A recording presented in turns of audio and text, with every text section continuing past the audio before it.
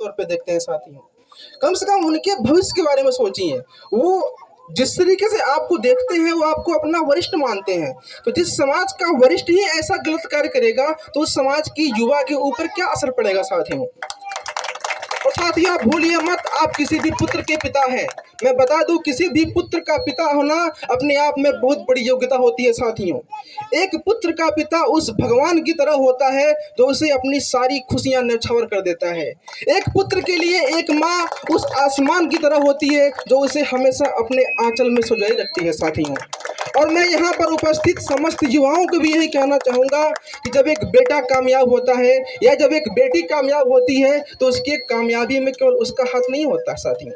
जब एक बेटा कामयाब होता है तो उसकी कामयाबी में उसके पिता की आधी जवानी और उसके माँ की पूरी जीवन की कहानी होती है साथियों। इसलिए मैं समाज के प्रत्येक वर्ग को कहना चाहता हूँ, क्योंकि आपकी ये एक सोशल रिस्पॉन्सिबिलिटी है साथियों। समाज का चाहे वो पिता वर्ग हो, चाहे पुत्र वर्ग हो, चाहे वो बहन वर्ग हो, चाहे वो समाज का कोई भी वर्ग हो, सबको एक सोशल रिस्पॉन्सिबिलिटी दिया गया है साथियों। अगर आप एक पिता हैं तो आपका सबसे बड़ा कर्तव्य है कि आप अपने बच्चों को अच्छी शिक्षा दें। यदि आप एक माता हैं तो आपका सबसे बड़ा कर्तव्य है कि आप अपने बच्चों को शिक्षा के साथ साथ सभ्यतावान बनाइए।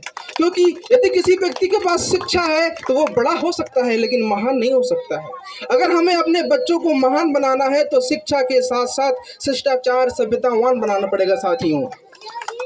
और मैं अंत में एक कविता के माध्यम से मैं यहाँ पर बैठे नन्हे मुन्ने युवाओं को प्रेरित करना चाहता हूँ।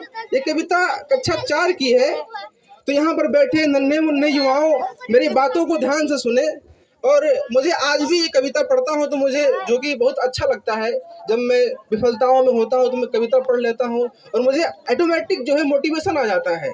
एक कविता इस प्रकार है कि पर्वत कहता शीश उठाकर तुम भी ऊंचे बन जाओ, सागर कहता है लहरा कर मन में गहराई को लाओ। समझ रहे हो क्या कहती है, उठ उठ गिर गिर तरल तरंग, भर लो अपने मन में मीठी मीठी मृदुल उमंग। पृथ्वी कहती धैर्य न छोड़ो, कितना ही हो सर पर भार, और नभ कहता है फैलो इतना, ढक लो तुम सारा संसार, ढक लो तुम सारा संसार। इन्हीं वाणी के साथ मैं अपने शब्दों को विराम देता हूँ। जय भीम, जय भारत।